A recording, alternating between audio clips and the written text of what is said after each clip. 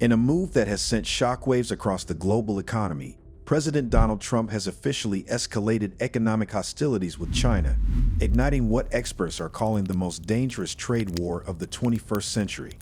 With tariffs now soaring to an eye-watering 104% on Chinese imports, the economic giants are no longer just exchanging threats. They are exchanging economic firepower. And the world is caught in the crossfire. But how did we get here? Why now?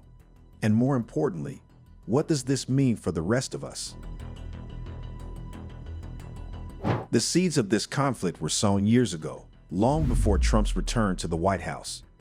During his first term, he targeted China's trade practices with sweeping tariffs, claiming to protect American jobs and industries. His successor, Joe Biden, didn't reverse the policies but instead layered on his own restrictions, especially on high-tech exports like advanced microchips and AI-enabling equipment. The strategy was clear: contain China's rise and reduce America's dependency on Chinese manufacturing. And it worked, to a degree. The U.S. reduced its share of imports from China from 21% in 2016 to just 13% by 2023. But the Chinese economy didn't crumble. Instead, Beijing rerouted its exports through countries like Malaysia, Vietnam, and Thailand, a clever detour that allowed Chinese goods to reach U.S. shelves with minimal tariffs. In one glaring example, Chinese solar panels were simply reassembled in Southeast Asia and then shipped to America, skirting around the trade walls Washington had built. That clever workaround didn't sit well with Trump. Declaring April 2 Liberation Day, he unleashed a brutal 34% tariff on Chinese goods. This was in addition to a 20% tariff tied to fentanyl-related enforcement, bringing the total to 54%.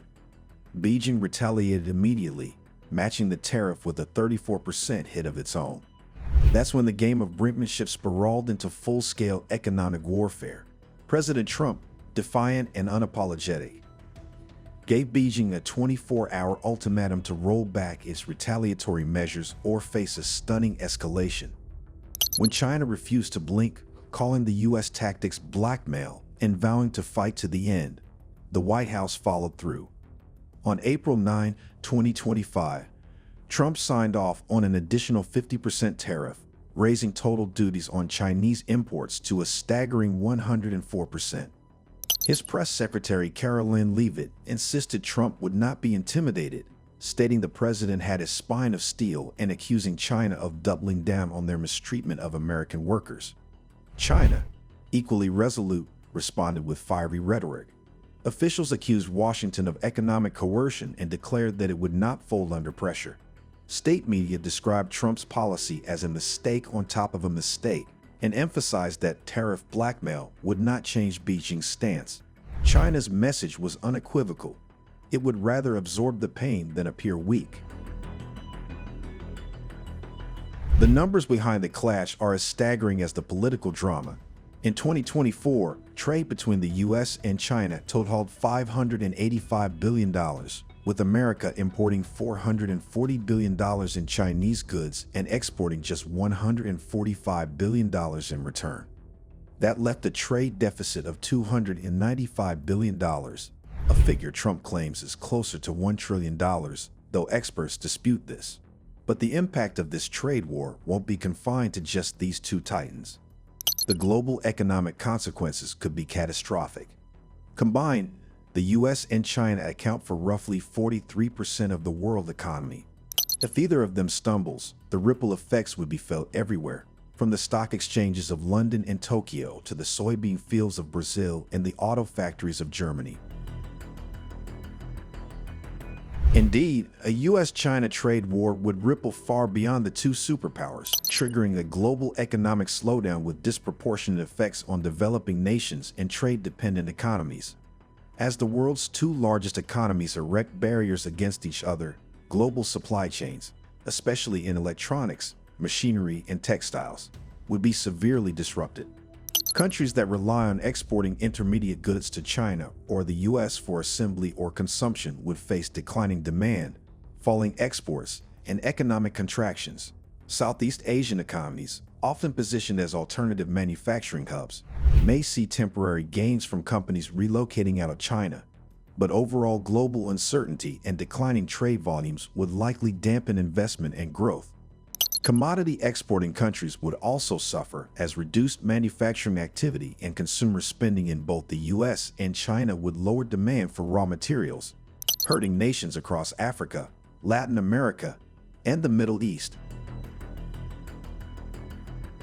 Financial markets would react with heightened volatility as investors brace for slower growth, weakened currencies in emerging markets, and shifts in capital flows.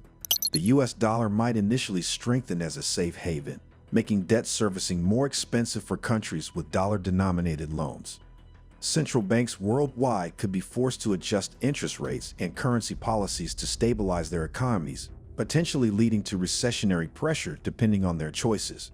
Moreover, a prolonged trade war could accelerate the decoupling of the global economy into two rival spheres of influence, one led by the US, the other by China, compelling countries to make difficult political and economic choices.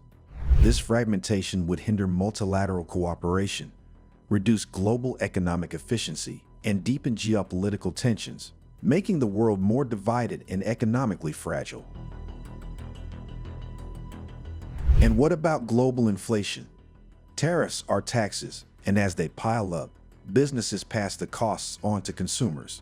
Food, fuel, electronics, everything could become more expensive. Already, companies across the US are pausing hiring and slashing investment. Trade organizations warn that capital once earmarked for wage hikes or innovation is now being eaten by tariff-induced costs.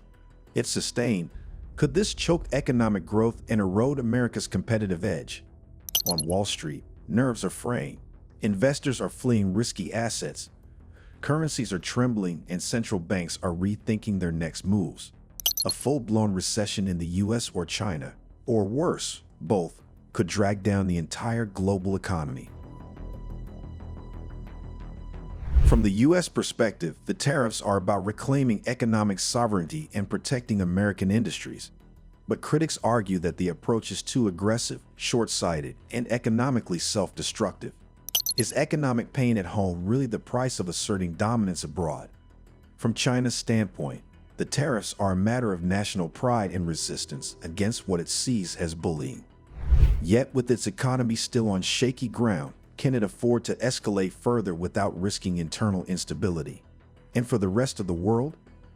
Countries are scrambling to recalibrate. Supply chains are shifting, alliances are being tested, and economic forecasts are being rewritten. But the biggest question of all remains, is this the beginning of a new economic order or the beginning of economic chaos? As tensions spiral and rhetoric hardens, one thing is painfully clear. This is not just a fight between two countries. It is a seismic rupture in the foundations of global trade, and the aftershocks are only just beginning. Your perspective matters. Do you think the world can survive an all-out US-China trade war? Share your thoughts and insights in the comments section below.